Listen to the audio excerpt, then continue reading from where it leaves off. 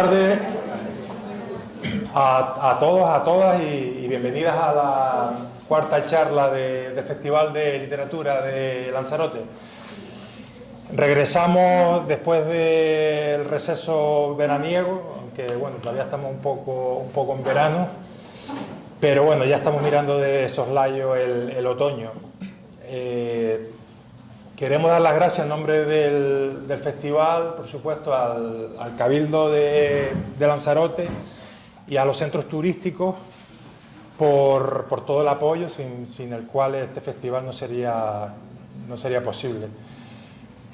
A mi propio equipo, bueno, creo que la mayoría ya me conocen, yo soy Carlos Battaglini, me dedico a organizar festivales, también escribo libros y muy contento de ser el director de esta iniciativa después de bastante tiempo intentándolo, pues por fin se hizo realidad este año. Ya saben que para hacer un resumen rápido de lo que ha pasado hasta ahora, que las tres primeras charlas tuvimos a Isa de la Cruz en marzo, tuvimos a Marta Sams en abril y a Benjamín Prado en junio. Hoy tenemos el honor de recibir a Sabina Urraca, a quien vamos a acribillar en breve, literariamente hablando. Y nada mejor que continuar con ella esta charla que ella misma ha querido titular todo el tiempo que pasé leyendo, sentí que el libro me estaba envenenando. Bueno, luego hablaremos de ello. Haciendo un resumen ya del bagaje de Sabina, que a pesar de su juventud pues, es una escritora, periodista y editora muy activa, que, como digo, a pesar de su juventud, pues ya tiene una trayectoria importante detrás. Es autora de varias obras, como Las niñas prodigio, que me interesa mucho cómo se creó ese libro, que luego te preguntaré. Soñó con la niña que robaba un caballo, que ayer acabé de devorar, porque la verdad es que ha sido todo un gustazo de lectura. Y tiene otro libro que se llama Un relato largo, que lleva por título El culo, y su obra más reciente, si no me equivoco, es una novela fotográfica a cuatro manos que se llama Cha Cha Cha. Es que, bueno, las fotografías son de otra chica, de Bego Antón. Y bueno, Sabina, como digo, es periodista, escribe ha escrito en numerosos medios culturales, como El País, Ajo Blanco, Vice, ¿no? Me imagino que es Vice o Vice, ¿no? Vice, Cinemanía, El Estado Mental. También es una persona galardonada. En 2018 recibió el premio Javier Morote por Las niñas prodigio, que fue su primera obra, aunque veo que en 2013 escribiste también algo que igual fue tu punto de inflexión, que te preguntaré luego. Y también ha disfrutado de becas muy relevantes, como es la de nada menos que el taller de escritura de Iowa, en Estados Unidos, donde han pasado pues, una cantidad de escritores históricos tremenda. También recibió la beca BVA, la beca Leonardo, y ya para ir finalizando, en 2021 fue seleccionada por 10 de 30, iniciativa que internacionaliza la obra de escritores españoles de menos de 40 años. Todavía no tienes 40 años, lo digo porque la protagonista de este libro parece estar un poco obsesionada con los 40 años, pero vamos, todavía no los tiene. Que no pasa nada, te lo digo yo ya por adelantado. Vamos a ver. En segundo lugar, lo primero que nos llama la atención de Sabina cuando miramos un poco su biografía es su origen diverso, donde diría que hay tres sitios que se imponen de una manera rotunda, ¿no? Naces en San Sebastián, luego te crías en Tenerife, además reivindicas raíces canarias, como me dejaste muy claro en un email, como diciendo no me des lecciones de canariedad, más o menos, que sé muy bien a dónde voy, que me parece perfecto. Y desde hace 20 años vives en Madrid. Bueno, nos gustaría que nos hablases un poco de tu infancia, por qué San Sebastián, por qué Tenerife, cómo fue el colegio, el instituto. Luego te preguntaré también por la universidad, que creo que tiene, no lo he leído, pero creo que tiene un peso muy importante en tu obra posterior, coincide un poco con el 11M, si no me equivoco, sí, que es un poco el corazón de este libro, ¿no? Soñó que robaba un caballo. Bueno, entonces la primera pregunta sería un poco eso, tus orígenes, ¿no? Y por qué esa diversidad, de dónde sale. Bueno, primero de todo te quiero dar las gracias, Carlos, por haberme invitado, y gracias a todo el mundo que ha venido, y gracias a este lugar por existir y a estas islas. Para mí es como mágico estar aquí siempre que me invitan, o sea, siempre me pasa pues que me invitan para ir a dar charlas en sitios, y muchas veces no puedo decir que sí a todo porque tengo que escribir y tengo que editar y no se puede estar todo el rato del tingo al tango, como se dice, ¿no? Pero siempre tengo esta debilidad de que cuando me invitan de algún lugar de Canarias es como, sí, tengo que ir, ¿no? Es como, no puedo no hacer esto. Y siempre hay ese momento mágico en el que llega el avión y ves por primera vez las islas y yo digo, uff, ya estoy de nuevo aquí. Así que muchísimas gracias. Pues bueno, mi recorrido básicamente de vivir en un sitio y en otro, pues ha sido porque mi madre es canaria, de La Laguna, toda la familia de mi madre es canaria, mi padre es vasco, del País Vasco, o sea, de San Sebastián. Y entonces, o sea, mis padres se conocieron en... Bueno, la historia en realidad me encanta, me gusta mucho, porque es una historia que... yo odio la burocracia y a mí me parece que yo estoy en la vida gracias a una persona facilitadora de burocracia. Mi padre estudiaba en el País Vasco y en un momento dado decidió irse a la aventura y hacer un traslado de expediente, y pues llamó a universidades por España a ver dónde le llamaba la aventura. En todos sitios le ponían un montón de trabas porque en ese momento no se llevaba esto de irte de hacer una beca a otra universidad. Salvo de la Universidad de La Laguna, él llamó, no, jamás había estado en Canarias ni en ningún sitio, no había cogido un avión, y llamó, ¿no? Pues un chico de 20 años llamó, y de la Universidad de La Laguna él dijo, mira, yo quiero hacer esto, y la mujer que le cogió el teléfono le dijo, claro, mi niño, tú vente para aquí, y ya está, ¿no? Y esa en realidad es para mí la esencia de mi vida, ¿no? Alguien que no puso trabas a la burocracia es algo que odio y que me enferma profundamente, y digo, qué bien, ¿no? Que gracias a eso yo existo, porque ahí, pues, mi padre fue a estudiar a La Laguna, conoció a mi madre. Bueno, se fueron a vivir al País Vasco, y después, en un momento dado, cuando yo tenía 4 años, decidieron, por cuestiones de trabajo, volver a Tenerife.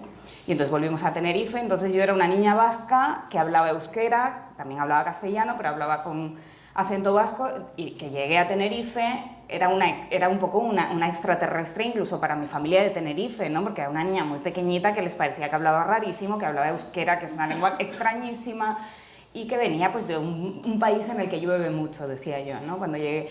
Y entonces esta experiencia de la extranjeridad, luego también volverme completamente canaria, porque yo, aunque ahora hablo así, tengo vídeos a los 15, a los 16, a los 12 años hablando completamente canaria, y entonces el momento en el que a los 18 años llego a Madrid de nuevo, y de pronto como que se ha producido muchas veces este proceso, ¿no? Del acento, como el lenguaje, también por ser como mestiza, ¿no? Tener un padre vasco, una madre canaria, entonces mi acento nunca es ni el de mi padre ni el de mi madre, sino una cosa a medias.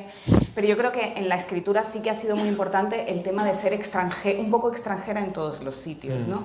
Porque sí que hay una mirada un poco de viajero, ¿no? Cuando estás un poco de prestado en todos los sitios y no terminas de ser de ese lugar. O sea, yo me acuerdo de ser una niña de 4 años, de 5, de 6, ¿no? Que iba descubriendo Tenerife y que iba descubriendo cómo adaptarse a ese nuevo mundo al que llegaba, ¿no? Y luego de nuevo al llegar a Madrid, ¿no? De nuevo como readaptarme a otro lugar. Entonces yo creo que no ser de ningún sitio nunca es bueno, en el sentido de que te otorga como una curiosidad perpetua, que a mí me parece fundamental para la escritura. Claro. ¿Y el instituto que lo hiciste en Tenerife? Sí, el Cabrera Pinto. ¿Y recuerdas algún impulso literario ya? Sí, bueno, yo escribo desde muy pequeña. O sea, yo desde que empecé a escribir y a leer, escribía ya. O sea, y antes incluso de saber escribir ya contaba cuentos, me inventaba historias, pues tenía unos amigos invisibles que eran unos personajes muy concretos que recuerdo perfectamente. Y, o sea, que ya estaba esta cosa de la ficción absolutamente en marcha.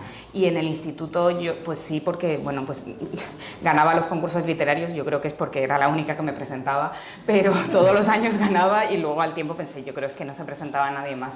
Pero sí que organizaba muchas cosas literarias en el instituto, escribía obras de teatro, o sea, sí que siempre me ha gustado y siempre ha estado eso ahí. Mi madre es bibliotecaria, mi padre es un gran lector, o sea, como que sí que había, pues sí que hubo muchas facilidades en ese sentido, tuve suerte y en el instituto además tuve unos buenos profesores, no tanto en el colegio, pero sí en el instituto tuve muy buenos profesores tuve unos cuantos profesores como que acogieron muy bien mi pasión, ¿no? Y me prestaban libros, o sea, recuerdo una profesora prestándome el Aleph de Borges, mi profesora de ética, Caridad, y que me veía con un novio por ahí besándome en la catedral y me decía, tienes que leer, como se está perdiendo esta chica, ¿no? O sea, recuerdo como profesores que estaban preocupados, ¿no? Y ocupados de que yo siguiese un poco en ese camino. En ese camino. Sí. Vale, entonces Tenerife, instituto, y cuando llega la hora de ir a la universidad, ¿te vas a la península? Sí, a Madrid. ¿Te vas a Madrid? Es cuando decides estudiar periodismo en la Complutense. Comunicación audiovisual. Ah, vale. Entonces... La protagonista del libro no soy yo. Vale, comunicación audiovisual. Bueno, también bastante relacionado con... Sí, obviamente, sí. Eran los de la clase de al lado, pero bueno. Sí. ¿Y era la primera vez que vivías en Madrid? Era la primera vez que pisaba Madrid. Que esto pisaba es muy Madrid. extraño, ni siquiera había ido de visita, pero como que esto también es muy fuerte. De hecho, hay un libro en una antología en el que cada escritor habla sobre una ciudad que sea importante para sí mismo. Es una antología que salió en una editorial pequeña que tiene Elvira Lindo. Y ahí como que me pude explayarme un poco sobre esta cosa de irte a vivir a un sitio que tienes mitificado absolutamente, que has visto en películas, que has leído en libros. Yo incluso escribí una novela con 12 años que se llamaba Memorias de una chica difícil, que era una niña que estaba en un reformatorio, era muy bueno, era como todo lo contrario a mí, que era como muy buena y empollona. Y ella era una delincuente juvenil y la mandaban de un reformatorio a otro y en medio llegaba a Madrid, probaba las drogas, yo no me había drogado, luego obviamente tenía 12 años, pero bueno, yo proyecté ahí un disparate y me acuerdo de estar con un mapa de Madrid inventándome tramas y al final, bueno, nunca llegué a terminar la novela se terminaba en un momento en el que ella llegaba a una casa ocupa en la calle Ferroviarios. Y es muy fuerte porque ahora vivo muy cerca de la calle Ferroviarios, que es como en un barrio del sur de Madrid, y pienso, qué raro, ¿no? He acabado viviendo cerca de donde dejé a esta protagonista. Pero mi vivencia de Madrid siempre era un lugar como absolutamente mítico, donde pasaba todo, ¿no? Donde había visto películas, donde había leído libros. A mí me gustaba muchísimo Malena es un nombre de tango, de Almudena Grandes, que lo leí como con 12 o 13 años. No entendía un montón de cosas, pero me lo devoraba y me lo volvía a leer. Y para mí era muy importante ir a Madrid. Claro. Por supuesto, cuando llegué a Madrid me dio un batacazo horroroso, sí. ¿No? Ahora lo estaba hablando con Lana Corujo, sí, que está aquí, sí. Que el momento que llegas a Madrid y de pronto te pasas 2 años medio deprimida, ¿no? Pensando, ¿pero qué hago yo aquí? Cuando yo me acuerdo de llegar a Madrid y pensar, Dios mío, es horrible. O sea, me parecía, bueno, porque llegué a Ciudad Universitaria, Ciudad Universitaria es feísimo, o sea, yo llegué y dije, esto es horrible, yo venía de La Laguna. Claro, porque va a un colegio mayor. Claro, fui a vivir a un colegio mayor, claro. Sí, toda esta cosa sí, de este libro sí que está basada en cosas del colegio mayor y vivencias que veía yo en el colegio mayor en otra gente.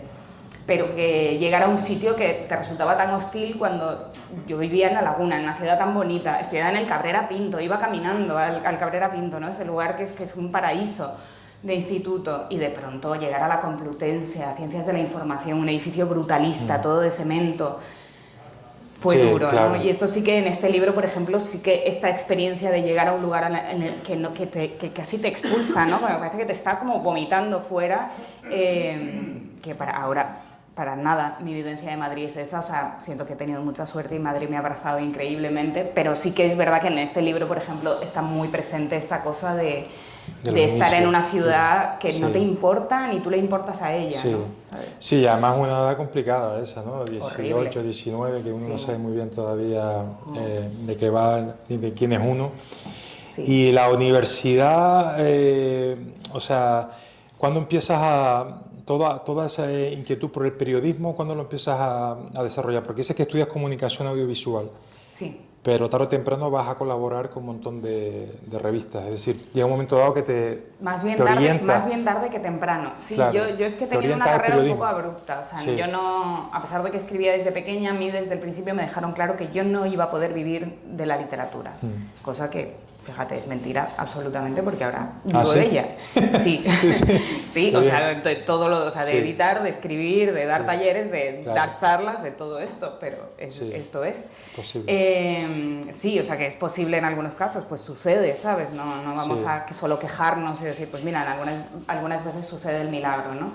Pero bueno, en un primer momento a mí me dijeron que era imposible y a mí me gustaba mucho el cine también y pensé que ser guionista claro, era... Claro, sí, pero que te interrumpe, pero claro. La gente que estudia comunicación audiovisual es porque le gusta mucho el cine, por lo general, ¿no? Bueno, hay de todo. Hay mucho cinéfilo. Hay gente que es porque ve Corazón y le encanta y quiere hacer programas de corazón. O sea, ahí te encuentras de todo tipo de gente, es muy curioso. El primer año de comunicación audiovisual, que es muchísima gente en clase, ¿no? Y hay todo tipo de perfiles. Pero, vamos, es horrible. ¿Y por qué esa carrera y no periodismo, por ejemplo, o filología, que suele ser la típica que le gusta mucho a los de las letras? Porque en ese momento decidí que iba a tomar ese camino, ¿no? Como del cine me parecía como más práctico, la literatura me parecía algo imposible. O sea, como que de alguna forma yo me cerré esa puerta antes de que alguien me la cerrase en las narices, ¿no? Y dije, venga, pues ya está, estudio comunicación audiovisual. No me gustó nada la carrera, ¿no? La odié absolutamente, pero bueno, la terminé en mitad de la carrera, hice las pruebas para entrar en la Escuela de Cine de Madrid, me cogieron, tuve mucha suerte para hacer guión, no me gustó tampoco la Escuela de Cine, en general la enseñanza reglada a mí no me gusta, lo he llevado siempre muy mal, y en el momento en el que un poco ya terminé eso, bueno, yo trabajé en televisión, trabajé en publicidad, o sea, que sí que, pero estaba amargada, o sea... Sí.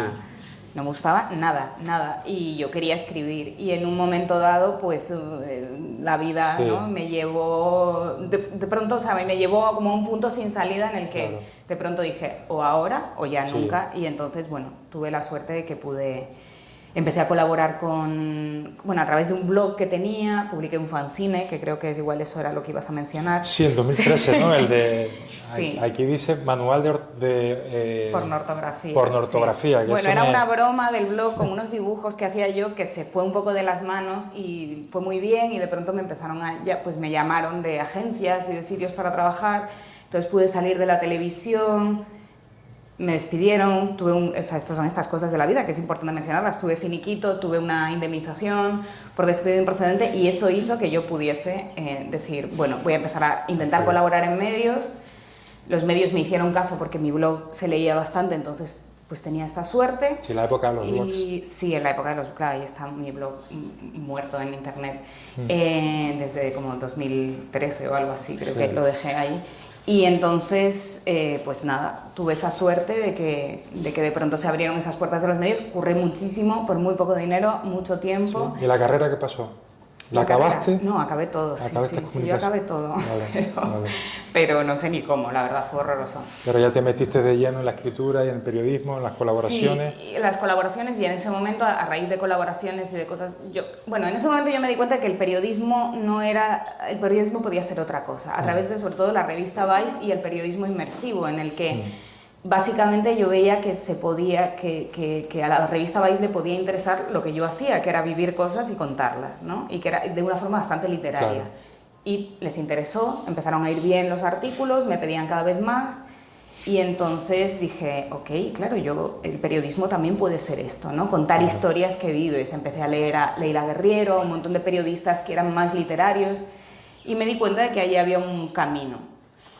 Era un camino precario, que de hecho yo ya no hago periodismo inmersivo, de hecho ahora mismo yo prácticamente ya solo escribo columna en el género país. gonzo ese que llama gonzo, sí, ¿no? Sí, pero bueno, eso como que lo dejé porque era muy precario, pagaban poco y bueno, pues ahora ya solo prácticamente escribo como columna de opinión y ensayo en el país, que es lo que más me gusta, y cosas puntuales así que me piden, pero en ese momento a raíz de uno de esos artículos, César de Fulgencio Pimentel me llamó, me escribió y me dijo, ¿podemos quedar? Y me dijo... He leído este artículo tuyo, yo te quiero publicar un libro. O sea, tuve esta suerte de que vino una editorial y antes de que yo tuviese nada, y entonces yo le dije la idea de las niñas prodigio y me fui al campo ahí. Sí, pero eso te quería preguntar ahora, porque quien ha escuchado a Sabina en estas charlas TEDx, ¿no? que hay en YouTube, la impresión, ahora nos los confirmará, la impresión es que eres de esos escritores que sufren un poco escribiendo. Sí, sí. Y a mí, escuchando tu charla y digamos, el preámbulo a lo que fue tu primera obra en sí, que fue Las Niñas Prodigio, que ahora nos va a contar que se fue a las Alpujarras y se refugió allí en una casa fantasma, ahora nos lo contarás tú. Pero la impresión tuya, y nombras a Dorothy Parker, ¿no? Creo que es, que dices que no me gusta escribir, pero adoro haber escrito, ¿no? Sí. Esa sensación gratificante del trabajo hecho, pero el sufrimiento de hacerlo y renegar de él. Y me llamó mucho la atención esa charla porque parecía que era un poco víctima, tú mismo lo dices, del perfeccionismo, ¿no? Llegas un poco a decir que alguien te dice, tu problema es que eres tan perfeccionista que nunca vas a escribir nada, ¿no? Porque quieres llegar a un estadio a lo mejor inexistente, ¿no? Y es cuando llega, a lo mejor esa fue la luz final que te ayudó a acabar este libro, ¿no? Que fue un poco tu presentación en sociedad literaria, pero bueno, que seas por supuesto tú misma que nos cuentes un poco. Yo creo que más que un libro fue una aventura también, ¿no? Sí, la verdad es que sí, está bien visto eso, sí. Hace poco, o sea, este invierno grabé el audiolibro de Las Niñas Prodigio y era muy raro porque yo no lo había vuelto a leer y fue un viaje grabarlo. Encima acababa de pasar la gripe A, no paraba de toser, tenía unos mocos y era en un estudio de sonido un día entero, ¿no? Con un técnico dándome indicaciones, en plan, te ha salido un poco nasal, y yo pensaba que tengo unos mocos, y yo ahí sufriendo, leyendo eso tan antiguo, ¿no? Y como un poco reviviendo aquellos tiempos un poco locos, complicados, ¿no? Pero que a los que siempre estaré agradecida. O sea, ¿por qué te fuiste a la Alpujarra? ¿Por qué Alpujarra y no en Galicia o yo que sé, Valencia? ¿O por qué pues había estado antes allí, era un valle como donde vivían como unos hippies, pero cada uno como en su casa, o sea, no era un pueblo ni una comunidad, esto es importante, o sea, no era una comuna, cada persona vivía en su casa, pero bueno, eran unos personajes como bastante curiosos y era un lugar completamente apartado de todo. A mí me pareció muy bonito, me emocionó ese lugar, y en el momento en el que desde Fulgencio Pimentel me dicen, pues te queremos publicar un libro, dije, vale, si me quedo en Madrid me voy a gastar los ahorros que tengo y voy a escribir muy poco. En cambio, si me voy a este sitio, y entonces tuve la suerte de que justo pues un matrimonio que vivían allí ya estaban un poco mayores, se fueron a vivir al pueblo, ¿no? Y su casa quedó libre. Su casa, que era una casa que no tenía agua corriente dentro. ¿Estabas sola ahí? Sí. ¿Completamente sola? Sí. Sí, bueno, había gente como alrededor, que pues los niños de los que me hice amiga, que luego aparecen transformados con otro nombre en Las Niñas Prodigio, la Punky que vivía en el barranco, ¿no? Que tenía 2 ponis bebés a los que, vamos, le faltaba amamantarlos, tenía como 2 ponis que eran como sus hijos, 2 ponis no, eran 2 potrillos, pero eran como pequeñitos en ese momento. Y diferentes personajes, ¿no? Que estaban allí, pues sí que me hicieron compañía, pero pasé un año muy sola allí, pero o sea, muy mal, pasé mucho miedo y al mismo tiempo lo pasé muy bien, y allí escribí el libro. Sí, sí. Aquí dice, historias de fantasmas, camino lacerante de perfección sembrado de modelos de la cultura popular.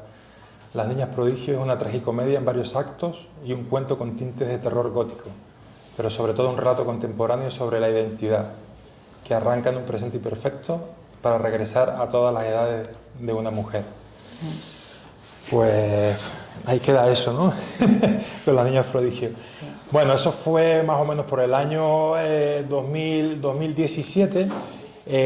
No sé si lo ibas combinando con tu labor periodista, si ya había pasado lo de Álvaro de Marichalar y toda esta historia. No, eso pasó como el verano anterior a que saliese publicado Las Niñas Prodigio. O sea, yo Las Niñas Prodigio lo escribí en 2015, 2016, salió en 2017. Vale. Y en 2016 o 2017 pasó lo de Álvaro de Marichalar. Claro, Álvaro de Marichalar, que coincides con él en un BlaBlaCar. Sí. Tienes una experiencia surrealista con él, la publicas y al cabo de unos meses te pide 30.000 euros. Sí, y al cabo de unos cuantos años Alex de la Iglesia hace una película en la que hay un personaje clarísimamente basado en él, no me dice nada, ni se le ocurre escribirme. Es El cuarto pasajero, la última película de Alex de la Iglesia, que debe ser muy mala. Me escribió muchísima gente, enhorabuena, y yo decía, ¿enhorabuena por qué? O sea, que me refiero, todavía tiene como más recovecos la historia. Y ahora acabo de estar en México dando un taller en el Centro Cultural de España en México, y el director del Centro Cultural un día me cita a su despacho. Yo pensé que era para conocerme y hablar un poco, pues de hacer otras actividades allí y tal. Bueno, llego y me dice, bueno, antes que nada te quiero decir algo, un poco por protegerte. ¿Tú sabes que Álvaro de Marichalar vive en Ciudad de México y vive aquí cerca del Centro Cultural y suele venir? Y yo, no me digas eso, por favor. Me dijo, te tenía que prevenir por si acaso, porque bueno... Pues sí, Álvaro de Marichalar me pidió 30.000 euros por daños morales y económicos. ¿Qué le dijiste en ese artículo? ¿Qué contaste? Conté el viaje, ¿no? Pues, bueno, a ver, en realidad... ¿Lo parodiabas de alguna manera? No lo parodiaba en absoluto, es que él es una caricatura. Cualquier persona que se acerque un poco a él, ¿no? Luego, de hecho, me escribió muchísima gente con la que él tenía deudas, gente a la que lo habían conocido de niño. Me escribió mucha gente dándome la razón, este personaje es así. De hecho, luego lo demostró mucho en medios, salió pues haciendo unas ridiculeces, ¿no? Fingiendo que estaba en el hospital porque le habían pegado unos mozos de escuadra con la cabeza vendada y se veía que estaba como en una casa. O sea, es una especie como de loco, mentiroso, compulsivo. Y claro, yo pues me encontré con él en esa situación, pero en realidad para mí el artículo no era un artículo de cotilleo de Álvaro de Marichalar, BlaBlaCar, sino una especie de ensayo en el que reflexionaba sobre por qué a lo largo del viaje, a pesar de que él fue muy mal educado, nos cambiaba los sitios, insistía en no ponerse el cinturón, hablaba a gritos todo el rato por teléfono, o sea, nos reventó el viaje porque íbamos más gente. Pero te cayó una joyita de personaje para claro. tu artículo. Perfecto. No, porque en realidad a mí me hubiese gustado ser capaz de decirle, por favor, apaga el teléfono, hay más gente en el coche, ¿no? O sea, de alguna forma levantar la cabeza, ¿no? Desde mi clase social hasta la suya y decirle, pero ¿tú quién te crees que eres? O sea, por favor, aquí estamos más personas en el BlaBlaCar, respeta un poco, ¿no? Y no sé por qué nadie dijimos nada, todos nos quedamos callados, ¿no? Y casi mi artículo era una reflexión sobre eso, casi era una autocrítica. Sí. Lo que pasa es que, bueno, pues claro, o sea, hasta del programa de María Teresa Campos me llamaron para ir, ¿no? O sea, era como que de pronto que yo se fue de la... Yo dije que no, por supuesto. O sea, yo no quería meterme ahí en absoluto ¿Y los 30.000 euros? No, pues no se los pagué, o sea, conseguimos que aquellos... simplemente era una petición de conciliación, o sea, él no me estaba denunciando, él me pedía una conciliación y yo pues no me avine a la conciliación, o sea, fui con mi abogada y ya está, y ahí terminó todo. Ahí terminó todo. Bueno. Pero bueno, no lo pasé bien, o sea, era una cosa como que se veía como una cosa muy graciosa, sí. Pero para mí fue complicado, no, claro. porque en aquel momento pues me habría arruinado la vida absolutamente. No, lógico. Bueno, Sabina, como ya hemos dicho varias veces, tiene una trayectoria periodística también muy sólida. Me llama la atención, por supuesto, lo hablamos hoy en el coche y te voy a preguntar de él, evidentemente, de Eduard Limonov, que para quien no lo conozca, bueno, un escritor, bueno, en realidad nació en Ucrania, si no me equivoco. Sí. En Kharkov. Exacto. Muy polemista, un escritor, bueno, pues polémico y con una vida muy alocada, pero que saltó a la fama, corrígeme si me equivoco, saltó a la fama por la guerra de los Balcanes, porque junto a Karachi tuvo hacer la gracia de disparar desde las montañas de Sarajevo a los musulmanes, a los civiles que andaban por ahí. Luego lo desmintió, ¿no? Pero bueno, eso fue un poco lo que le marcó como enfant terrible, ¿no? Y como niño malo de las letras, que por otro lado estaría encantado, me imagino, pero tú no tuviste una experiencia muy agradable con él, ¿no? Si no me equivoco. Bueno, o sea, en realidad fue muy interesante, o sea... A ver, es importante también verlo con perspectiva. Limonov es un personaje muy complicado, es violento, es muy poliédrico, se hizo muy famoso. En realidad a casi toda la gente nos llegó Limonov no por su obra, o sea, es importante que él es escritor y es poeta, escribió un libro maravilloso, o sea, es increíble, sus libros son maravillosos, tiene un libro escrito en Nueva York como migrante ruso en Nueva York. Tiene que es su bajada absoluta a la mayor miseria humana, ¿no? Es increíble. Y luego tiene otro libro también maravilloso, El libro de las aguas, escrito en la cárcel. O sea, para mí es un escritor espectacular y a mí me llegó como a mucha otra gente porque Emmanuel Carrère, este escritor francés, tan famoso, escribió una obra, ¿no?, que se llama Limonov y contaba, bueno, empieza así el libro, ¿no? Limonov no es un personaje de ficción, yo lo conozco, yo lo he conocido, ¿no?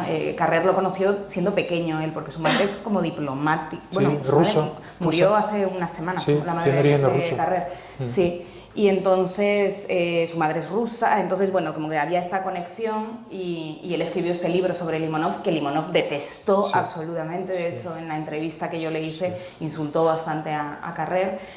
Y bueno, pues yo fue una pena porque yo conocí a Limonov, o sea, yo llegué esperando encontrarme a esta persona absolutamente, ¿no?, arrogante, excéntrica, enloquecida.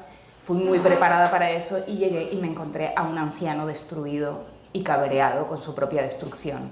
Porque supongo que fue una persona con una salud incombustible, ¿no?, que se echó de todo para el cuerpo en todos los sentidos y de pronto él se veía un poco sobrepasado por los achaques, la vejez, la salud. De hecho murió no mucho después de... Y por la poca credibilidad que tenía en Rusia, sobre todo, que también, era visto como un sí, payaso casi. Sí, de eso se encargó también Putin y compañía. Sí. Entonces, bueno, la entrevista fue muy incómoda, él se puso como muy violento, se cabreó, en un momento dado se levantó y se fue dentro de la casa. Y yo, claro, me quedé en shock, la traductora no sabía qué hacer, bueno, fue como bastante incómodo, es un artículo de Vice, o sea, básicamente conté eso. Pero bueno, luego me fui a casa, vomité, tuve un ataque de migraña, o sea, fue como esta idea, como el ídolo caído, ¿no?, de pronto. Pero con el tiempo, bueno, y enseguida, cuando escribí ese artículo, fue como, a mí me da igual, o sea, yo no voy a dejar de amar a Limonov, ¿no? O sea, y esto es parte de su personaje. Y ver su miseria, su momento de miseria, para mí también fue muy importante. Sí. Al tiempo eso murió en una operación de corazón que le estaban haciendo, él ya estaba muy enfermo cuando yo lo entrevisté. Y luego me vino muy bien porque a raíz de entrevistar a Limonov y como todo el mundo en ese momento, por unas cosas que había pasado con Joaquín Phoenix, el actor del Joker, tenía como fama de ponerse también como violento en las entrevistas. Cinemanía me envió a Los Ángeles a entrevistar a Joaquín Phoenix y al preestreno de Joker y todo, y Joaquín Phoenix tenía un buen día, se portó súper bien, fue maravilloso, y entonces fue genial porque yo pensaba, bueno, todo esto es gracias a Limonov, ¿no? Como que de alguna forma me mandan como a las peores entrevistas y yo ¿no?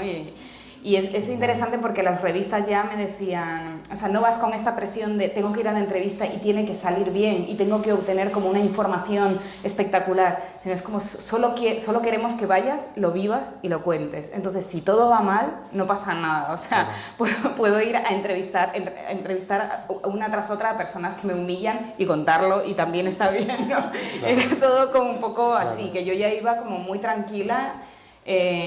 Y yo estaba ahí en esa habitación de hotel, es este momento loco, ¿no?, que ves en las películas de un periodista entrevistando a un actor famoso en una habitación de hotel toda blanca en un edificio en Los Ángeles, y yo estaba con Joaquín Phoenix y cuando todo empezó a ir bien y él era simpaticísimo, adorable, yo decía, qué raro, ¿no? ¿Qué voy a hacer con esto? Porque yo daba por hecho que iba a pasar algo terrible y me iba a ver en una situación complicada.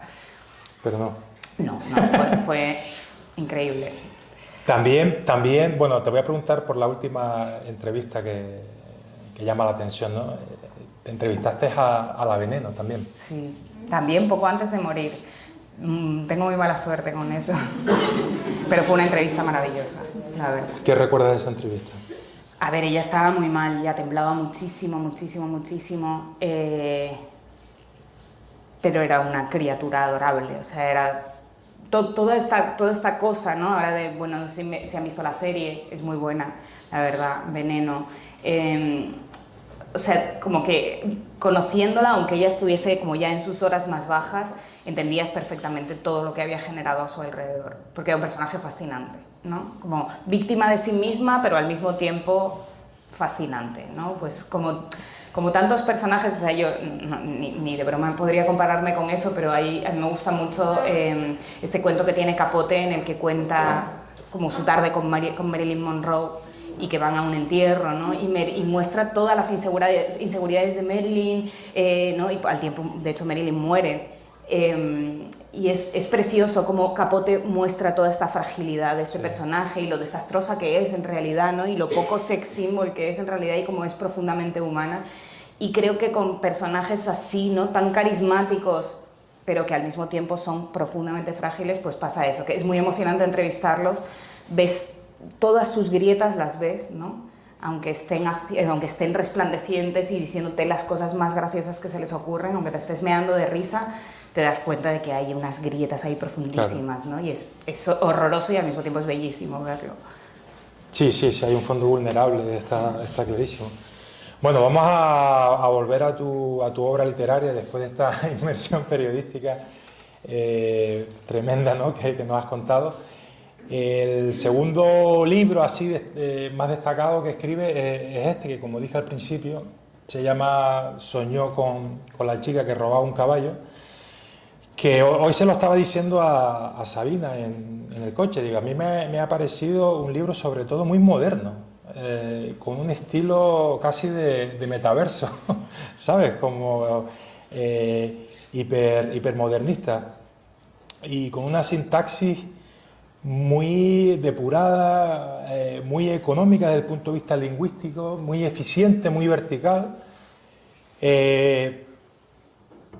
Y es un libro, además, con mucho mensaje, porque combina las vivencias de una chica que estudia periodismo esa sí estudia periodismo, ¿no? Sí. Que estudia periodismo en Madrid, con todas las vivencias del colegio mayor y todos los paros en la cabeza que tiene uno a esa edad, con el atentado del 11M como trasfondo, ¿no? Como ahí que pasó durante esos días. De esta obra, por ejemplo, se ha dicho, bueno, aquí tengo yo apuntado mis propios apuntes, estilo hipermoderno, porque es lo que me ha parecido. Se dice que es una exploración sobre la educación sentimental y un punto de vista curioso e incisivo sobre el 11M. Pero antes de que me contestes a esta pregunta, me gustaría también decir lo que dijo Marta Delate de ti, de tu literatura, porque es que me identifica, aunque igual hoy no es políticamente correcto decirlo, pero ella mismo lo justifica porque no tiene más remedio que decirlo. Dice, escribes con la brutalidad con que escriben los hombres. Me duele en el alma haberlo pensado, pero es así. Yo no sé qué tienes que decir. Es una declaración delicada, o sea, a mí no reconozco que en su momento, a pesar de que Marta Delate, luego después de esta entrevista nos hicimos muy amigas y solemos hablar muy a menudo. Y ¿no la conocía antes? No, o sea, bueno, éramos las dos, trabajábamos para Vice en ese momento, salió mi libro y me entrevistó. Bueno, es que yo creo que básicamente lo que yo hago, tanto como escritora y como editora también, es pues intentar sacar a la luz, ¿no? Tanto con mi escritura como con la escritura de otras, y creo que ya ha quedado demostrado, ¿no? O sea, simplemente con mi propia escritura, con la escritura de Andrea Abreu, autora que he editado, con la escritura de Aida González Rossi, también autora canaria que también he editado, con la escritura de Marta Luisa Hernández Cadenas, autora cubana, que también está en la colección de Caballo de Troya, de la que soy editora, que no es que escribamos con la brutalidad con la que escriben los hombres, es que escribimos con nuestra propia brutalidad, la de cada una absolutamente particular, que no es una brutalidad de mujeres ni de hombres ni de nada, es nuestra propia brutalidad, o sea, y la tenemos y ya está. La brutalidad, ¿no? O sea, femenina también. No estamos, bueno, claro. o es una cosa neutra, no sé, es así y ya está. Es humana. El mundo de las mujeres es absolutamente brutal, claro. ¿No? Y, o sea, estos días, por ejemplo, leyendo todos los testimonios y mandando testimonios también, que va publicando en su Instagram esta periodista Cristina, perdón, como que se me ha ido el apellido, pero sí. ¿Quién? ¿Alguien lo dice? Sí, ¿alguien me lo puede decir? Fallarás, Cristina Fallarás. Ay, mira que lo ibas a decir, pero pensaba que sí, Fallarás, sí. Gracias. Vemos que la realidad de las mujeres es absolutamente brutal, ¿no? Claro. Esa cosa del cuéntalo, ¿no? Cuenta todas tus experiencias que te han pasado en la vida.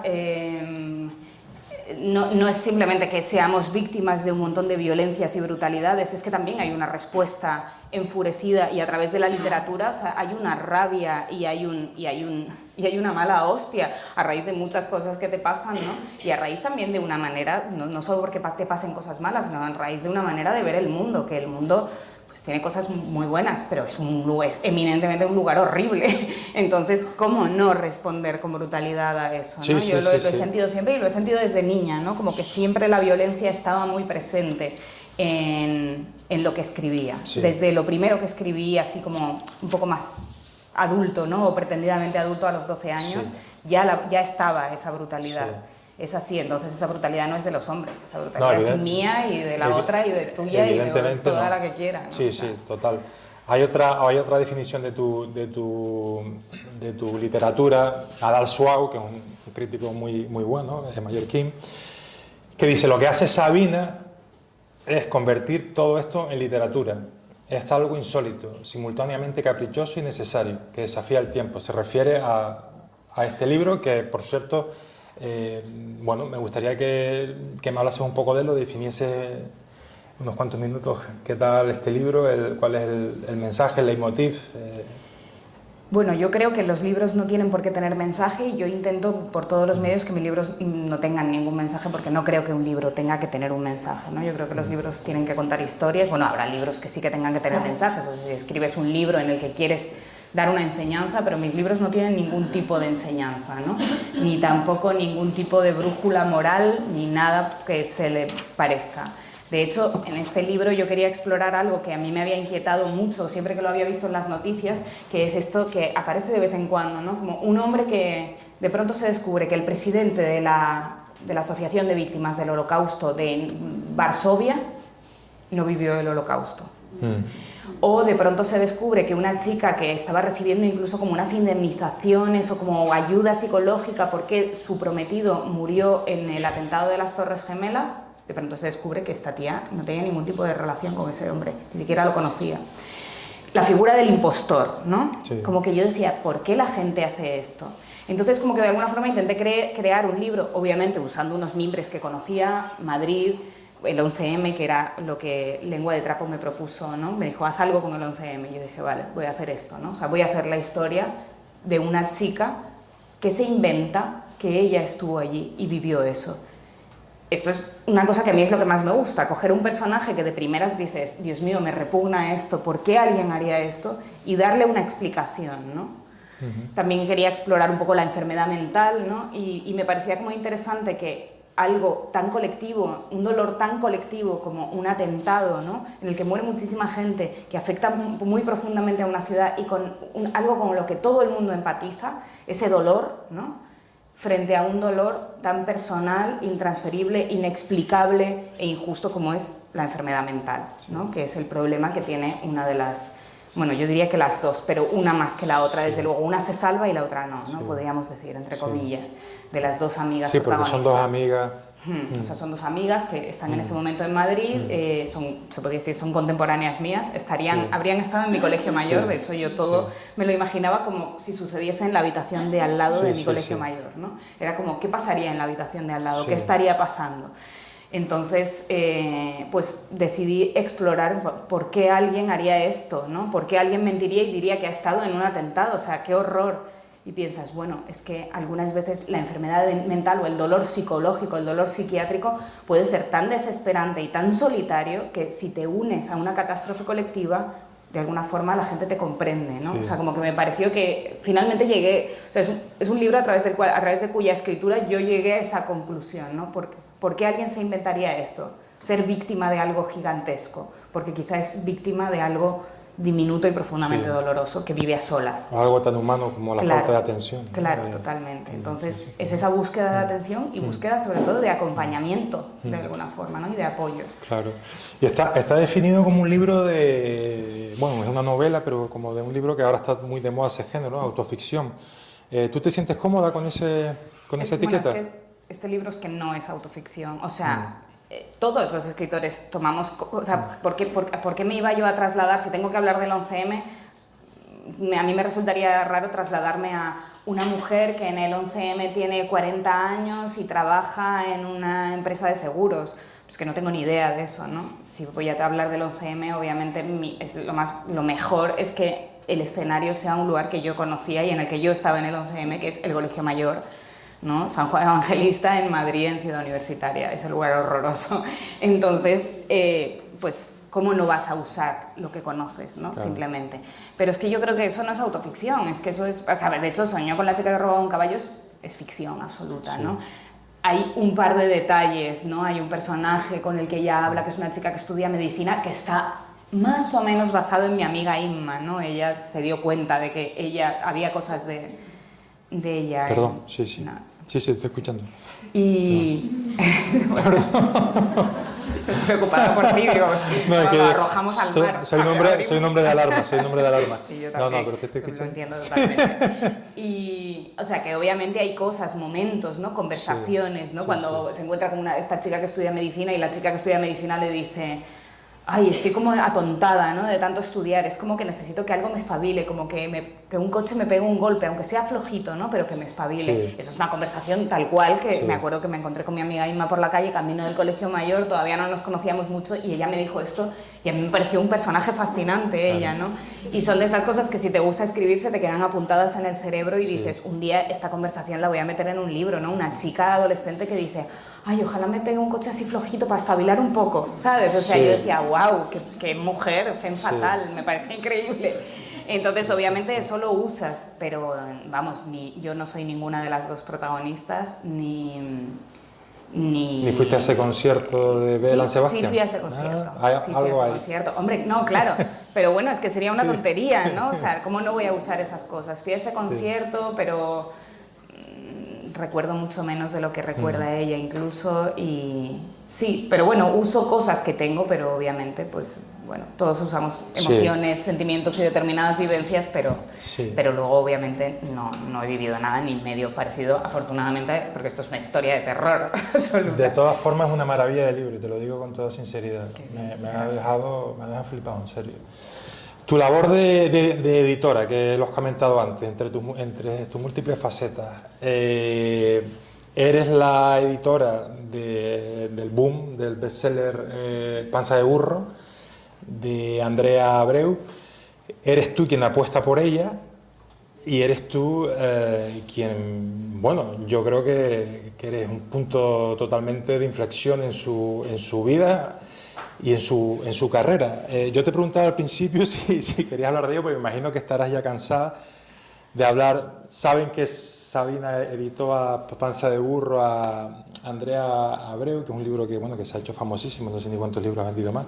Bueno, pues esta señorita o esta señora es yo diría que es un elemento fundamental de ese fenómeno. Sí, bueno, es algo que obviamente sí, es como que hay un momento en el que ya dices, no puedo más, porque la gente te habla de eso todo el rato, pero no deja de ser algo de lo que estoy orgullosísima, contentísima, ¿no? Y que para mí además ha sido muy importante porque luego he podido seguir editando y a mí editar me apasiona. De hecho, es el trabajo que hago con verdadera facilidad. A mí escribir me cuesta mucho, sufro mucho, lo que tú has dicho antes.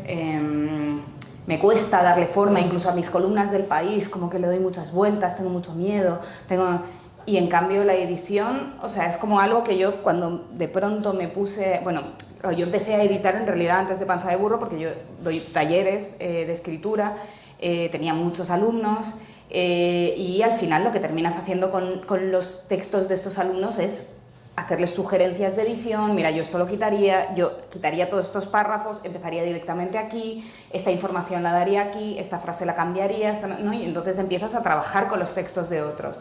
En el momento en el que yo empecé a hacer eso, como es de estas cosas que dices, no, pues ya tenía más de 30 años, yo pensaba que ya no podía encontrar, ¿no? Como que pensaba, bueno, lo mío es escribir, y de pronto dije, hostia, igual lo mío es editar porque yo me encuentro, soy feliz editando, me gusta mucho. Porque no sufres, sobre todo. No sufro. Claro. Bueno, alguna vez sí Pero sufro, alguna vez sí sufro. Los escritores buenos suelen porque sufrir. no deja de ser tratar muy íntimamente con personas, porque yo no, o sea, hay editoriales que agarran los libros y pasan una corrección ortotipográfica y los sacan. Yo no hago eso. Yo trabajo con autores noveles sobre todo y como que tallereo, ¿no? Un poco los libros, es decir, es como si hiciese un taller de escritura solo con esa persona.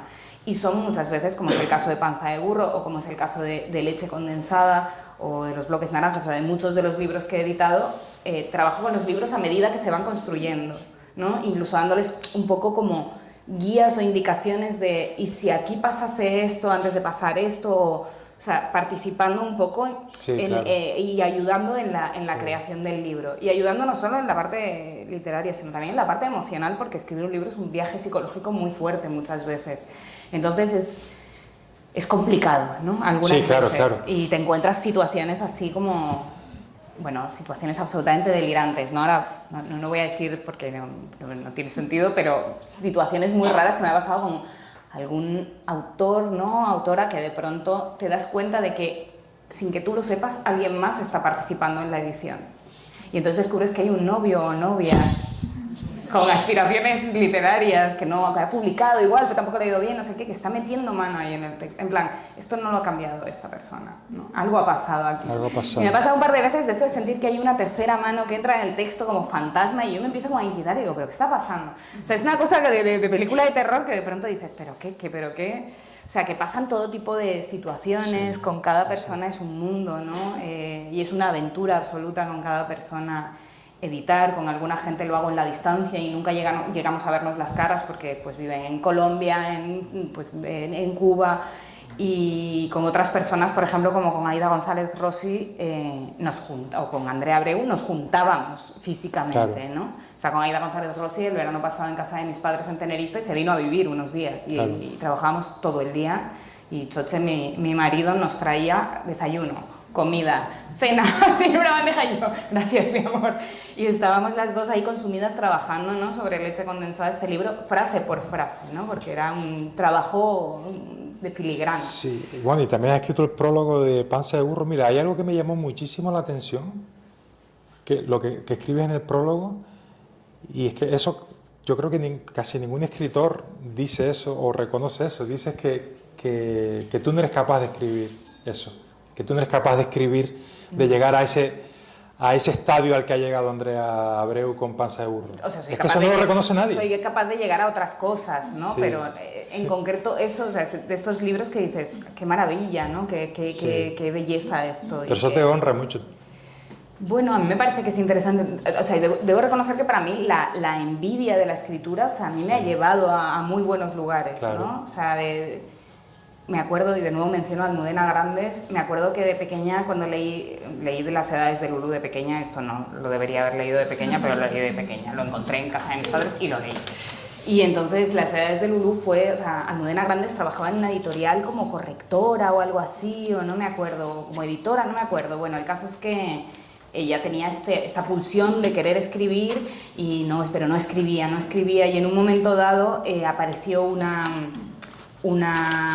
mujer de su trabajo que a ella le parecía un poco idiota y no sé qué, que había ganado un concurso literario no muy importante, pero había escrito una novela, y Almudena Grandes eso la removió y escribió Las edades de Lulú, ¿no?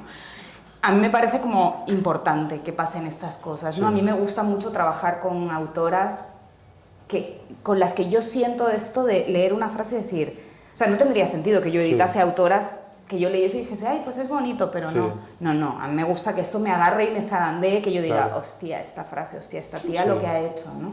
Esto es increíble. Yo necesito sentir como una admiración y un punto, ¿no?, como de envidia de, wow, lo que ha hecho aquí yo no lo puedo hacer, ¿no? Esto es maravilloso, para decir, quiero trabajar sobre este texto. O sea, para mí es muy importante eso. Me parece un enfoque maravilloso, que no habitual y pues, que te honra desde mi punto de vista. Vamos a ver si en 10 minutos hablamos de un par de cosas que me interesan mucho y seguro que a la gente también. Tu experiencia en Iowa, el taller por antonomasia de escritura del mundo mundial. Tienes la fortuna y el merecimiento de pasar allí un año. A mí me interesa que nos resumas un poco esa experiencia, pero también lo que te preguntaba hoy en el coche. ¿Cómo conjugas el idioma inglés con el castellano? Sabes que es ya demasiado tarde para pasarte al inglés, probablemente, no puedes escribir en inglés, pero al mismo tiempo tienes que producir bajo esa bóveda anglosajona en inglés. Entonces, no.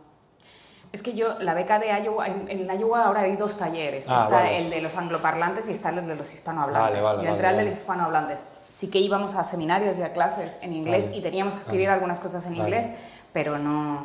Y sí que he escrito, de hecho mi último libro, Cha Cha Cha Dueto, esta novela con fotografías y tal, incluye, o sea, la protagonista es una poeta de Milwaukee, que tiene la beca de poesía de Iowa, y en el libro están incluidos sus poemas en inglés. No son sus poemas, los he escrito yo. O sea, trabajabas en español. ¿Eh? Te escribías en español allí. Escribía en español, pero es verdad que sí, por ejemplo, empecé a escribir algunos poemas en inglés y yo he escrito algunos cuentos en inglés, algunas cosas en inglés, o sea, como que sí que a mí me parece súper importante el acercamiento a lenguas o sea, el acercamiento a la escritura a través de lenguas que no conoces mucho. O sea, yo el inglés sí que lo conozco más o menos, ¿no? Pero, por ejemplo, yo he llegado a escribir algunos textos cortos en francés y yo sé muy poco francés. Pero o sea, esto suena absolutamente delirante, pero me parece interesante este acercamiento porque muchas veces en nuestra lengua sentimos que ya lo sabemos hacer todo o lo podemos hacer todo, tenemos tal control que perdemos una cierta pureza. Sí, sí. Entonces, cuando te pones a escribir un poema en inglés, yo en un poema en inglés de pronto vuelvo como a una especie de pureza casi de haiku y yo hablo mucho, como pueden ver. Escribo como de una forma muy enrevesada muchas veces y es algo que muchas veces me agota, ¿no? Mis textos parece que no acaban nunca algunas veces para mí, yo me canso de mí misma y en cambio en otros idiomas soy súper sintética porque no dispongo de las herramientas, entonces se genera ahí como una magia como de empezar a escribir por primera vez, ¿no? Como si fuese una niña de nuevo de 12 años que se pone a escribir Memorias de una chica difícil.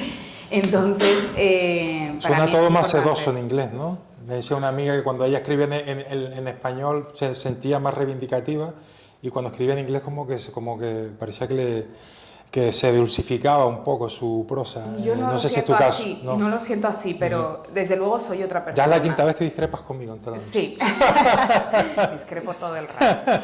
Pero no sé, a mí me parece como ser otra escritora, un poco como ser otra persona, ¿no? Que eso es maravilloso, como de pronto sentir que eres otra persona y que estás escribiendo con otra voz.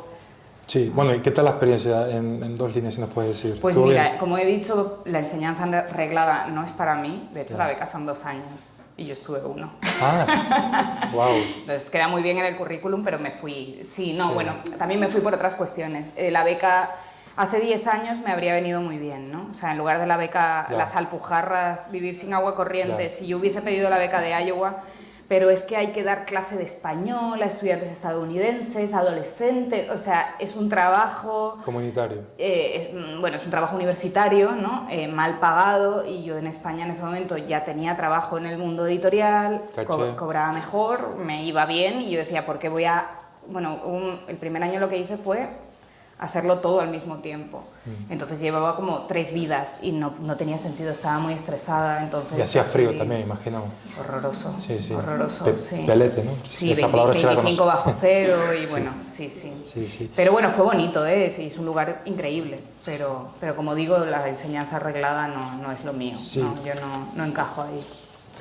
Bueno, al final eso también es la pureza del escritor rebelde, al final es lo que pones tu impronta, ¿sabes? O sea, que ese carácter se refleja en tu obra.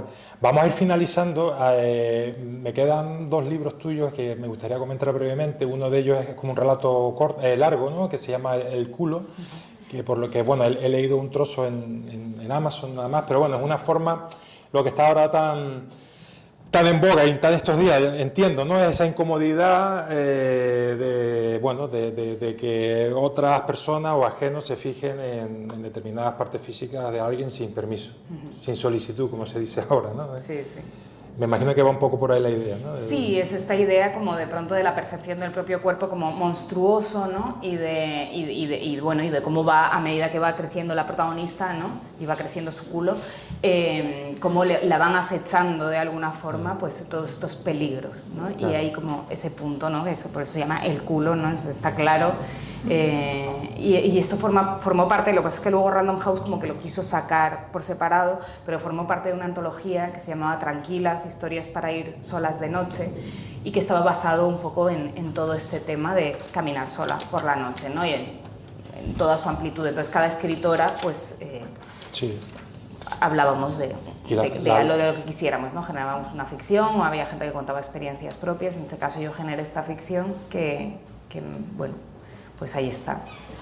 Hay otro comentario sobre tu literatura también, otra vez volvemos a la parte brutal. A mí me gusta, espero que a ti también, y ya lo habrás leído, sobre Andrea Bermejo, que dice: Sabina escribe como un caballero punk que en otra vida fue flamenca. ¿Ese te gusta más? Sí, bueno, Andrea G. Bermejo, ahora es amiga mía también. O sea, al final, mira, me hago amiga de la gente que...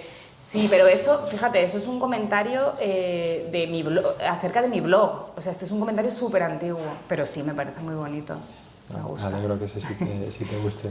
Bueno, en la antología que has nombrado, El culo, también recibió muy buenas críticas de Manuel Rivas, un libro de historia fascinante con pulso de rebeldía, valentía y humor inteligente. Nos queda un poco el dueto cha-cha-cha, el que has nombrado antes, pero sí. A mí me gustaría que la gente que quisiese preguntar o comentar algo, voy a hacer así porque cada vez que hago así todo el mundo se asusta. Entonces voy a decir, alguien que quiera preguntar o decir algo, pues es el momento. Veo ahí caras conocidas que se hacen los locos, pero es broma. Si no te pregunto por el dueto, mientras alguien piensa, el cha-cha-cha escrito a dúo con Bego Antón, mientras tanto espero que alguien pregunte en 2 minutos, que alguien formule alguna pregunta. Bego Antón hace las fotografías, tú escribes el texto y, como he dicho antes, una relación madre-hija que tiene lugar en Wisconsin y te orientas un poco o te inspiras un poco en tu propia experiencia en Iowa. Sí. Pero Wisconsin es como más de campo, ¿no? Bueno, Iowa... Mira, es muy fuerte Sí, porque sí. ella tiene la beca en Iowa, va en las vacaciones de Spring Break, que es como Semana Santa, va a visitar a su madre a Milwaukee. Yo nunca he estado en Milwaukee. O sea, aquí hay una cosa que para mí es un poco riesgosa, ¿no? No me meto en un colegio mayor que conozco, no me meto en situaciones que conozco, sino que me fui a Milwaukee. Pero bueno, en realidad hay un momento en Estados Unidos, o sea, una vez que vives en Estados Unidos y viajas un poquito por allí, te das cuenta de que luego cuando ves las películas, o sea, todos los pueblos son Iowa City, todas las ciudades, todos los pueblos son Milwaukee, o sea, se parecen mucho, o sea, como que tienen cosas muy similares, casas muy similares, sobre todo el Midwest, ¿no? Tiene algo muy similar. Entonces son estas casas con jardín, con porche de madera, entonces no me resultó tampoco muy difícil meterme en ese mundo y usar un poco todo lo que había absorbido, ¿no? en ese año en Iowa para generar esta historia que me parecía muy divertida. Pues la historia no es nada divertida, es como un poco oscura, pero me parecía muy divertido para mí meterme con una ficción así de grande, ¿no? Sí. Y sobre todo, que es algo que fue interesante de Iowa, yo en Iowa empecé a escribir poesía y nunca lo había hecho antes, y entonces la protagonista es poeta, entonces en el libro hay unos poemas escritos en inglés que los he escrito yo, ¿no? Entonces era muy divertido porque de pronto tenía la oportunidad yo jamás me atrevería a publicar poesía, no sé, igual en 20 años. Pues sí, pero ahora mismo no. Pero esa es la oportunidad perfecta porque Candace, la protagonista, es una mala poeta. Y se dice, ¿no? Como que ella se encuentra como a disgusto. Le han dado esta beca, pero no entiende muy bien por qué, ¿no? Y no se relaciona muy bien con sus compañeros poetas, que son como buenos poetas, y ella es mala. Entonces era genial, porque yo podía escribir unos poemas amparándome en que son poemas de Candace y son malos, ¿no? Entonces es muy divertido este juego y es muy interesante lo que hace esta editorial que se llama Comisura, que también nos hemos hecho amigas en el proceso y que vamos a hacer más cosas juntas, porque de pronto entra en juego la imagen, que es algo que a mí me gusta mucho, ¿no? Y todo este tema del texto que se apoya en la imagen, pero sin llegar a ser como un pie de página, sino siendo una novela corta, ¿no? Ha sido muy interesante y sobre todo trabajar con una fotógrafa, Bego Antón, que es maravillosa, 3 editores, ¿no? 3 personas opinando sobre esto y una diseñadora, y entre todas armar un libro, o sea, es súper interesante. Sí. A mí o sea, algunas veces llevo mal la soledad de la escritura y cha-cha-cha ha sido un proceso como muy de acompañamiento, claro. Muy como una fiesta, ¿no? Como quedar con unas amigas y empezar ahí a jugar, es muy divertido. Pues ese es el último libro de Sabina, una novela fotográfica, cha-cha-cha. Voy a preguntar otra vez si alguien quiere decir, preguntar, comentar. Aquí ya. Ah, mira. Yo quería comentarte sobre el prólogo de Panza de Burro. Dice que no quiere poner un rosario, que le dices a Andrea que no hace falta. ¿Hasta qué punto es importante darle a cada personaje su voz particular?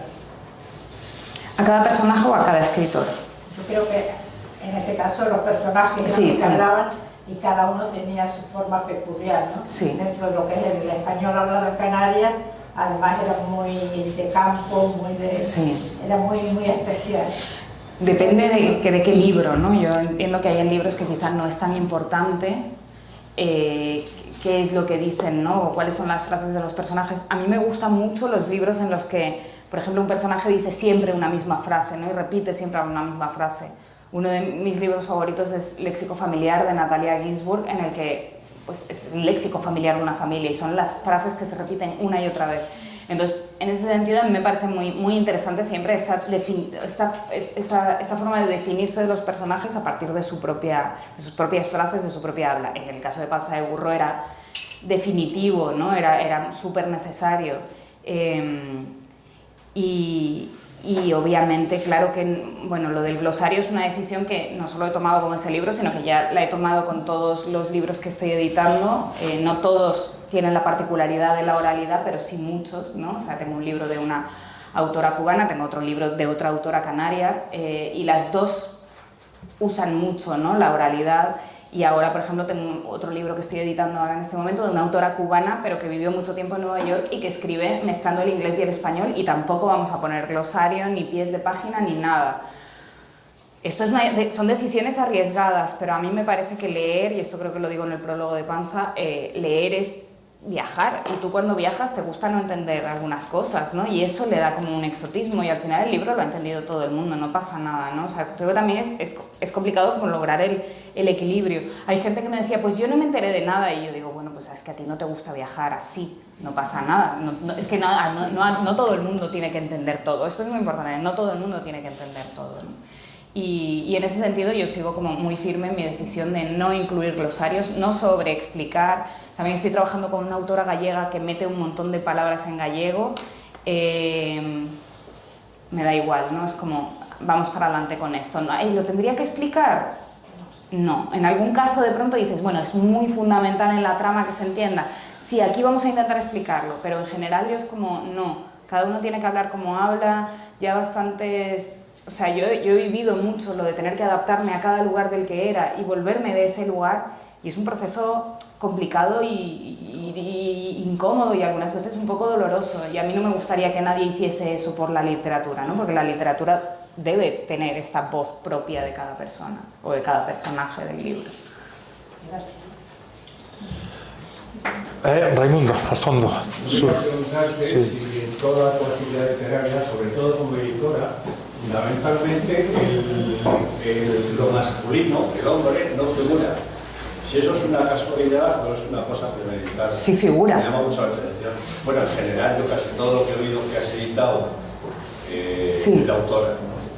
Ah, sí, bueno, eso es de casualidad, me han interesado más esos textos, ¿no? O sea, ahora, por ejemplo, en la segunda tanda de Caballo de Troya de este año sí que hay, o sea, hay 2 hombres, bueno, en el anterior hay 1. Bueno, no sé, me he encontrado más los textos que más me han interesado, pues ha sido casualidad que han sido de mujeres. ¿Te refieres a mi faceta de editora o mi faceta de escritora? No, a lo largo de toda la charla, sí. Como editora fundamentalmente, como escritora, figura mucho lo femenino. Sí.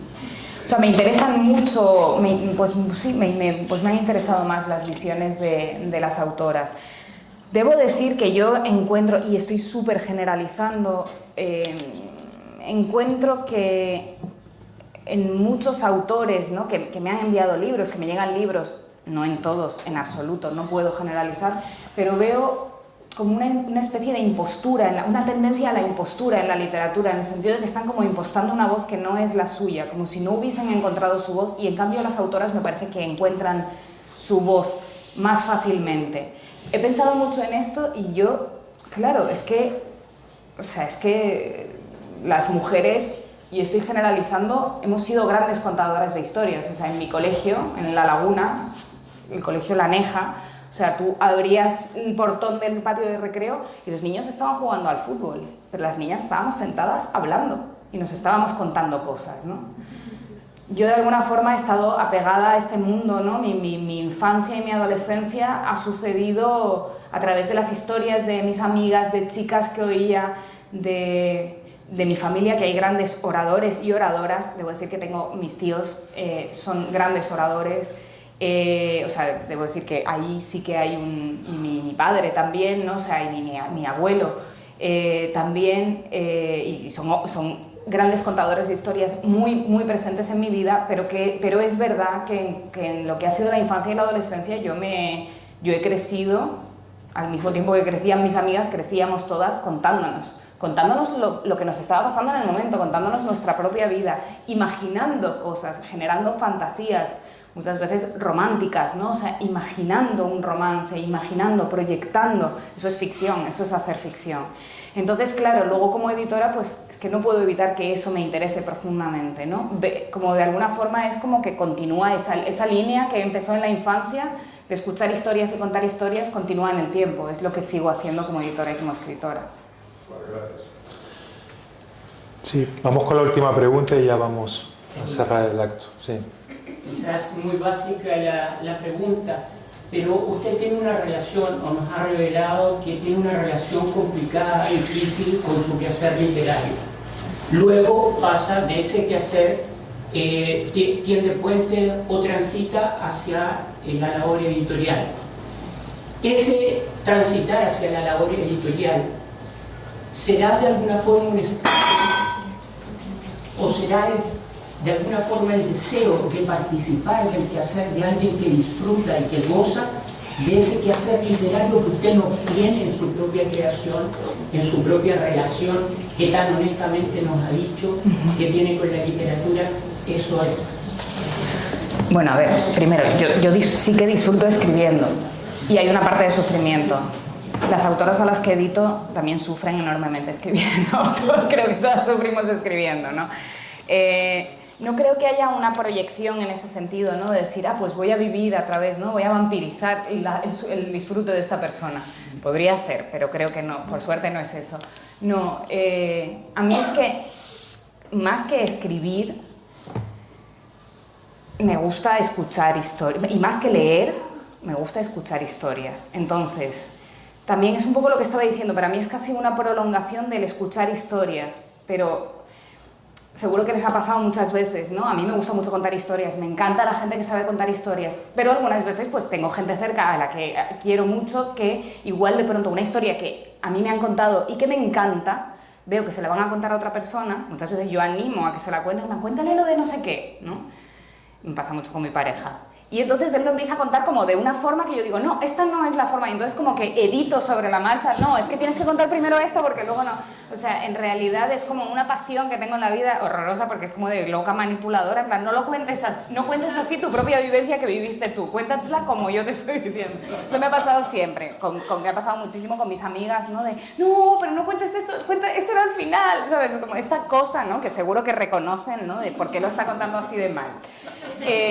Pues a mí me pasa eso como editora, ¿no? Yo digo, aquí hay algo buenísimo, ¿no? De pronto este capítulo, pero de pronto pienso, ¿pero por qué lo está contando así de mal? ¿No? No es que lo cuenten siempre mal, o sea, obviamente hay un talento, hay una cosa, pero hay veces que te llegan historias que hay como un punto súper fuerte, importante, que tú dices, hostia, esto es una joya. Yo voy a ayudar a pulir esta joya. Y no por un deseo de vampirizar esa historia, sino por un deseo de que esa historia sea lo mejor posible y disfrutarla yo también como lectora como la mayor joya posible, ¿no? Esto es una maravilla, vamos a sacarle todo el brillo sin romperlo, que esto es para mí la labor editorial, ¿no? Sacarle el brillo a una joya como en bruto sin llegar a romperla, que este siempre es el peligro de la labor editorial. Claro. Bueno, pues jueves 14 de septiembre, pero podríamos seguir conversando hasta el jueves 23 de febrero de 2031, porque tienes ahí una cantidad de vivencias y de información y de conocimiento que es una delicia. Sabina Urraca, editora, escritora, periodista, autora de 4 libros, antologías. Ha sido un auténtico placer. Vamos a hacer 2 cosas. Lo primero, te vamos, como siempre, como hacemos con todos los autores, le vamos a decir que firme el libro de firmas, que ya han firmado previamente Aisa de la Cruz, Marta Sanz y Benjamín Prado. Hoy lo va a firmar Sabina Urraca. Y en segundo lugar, por favor, por supuesto, le vamos a dedicar un gran aplauso.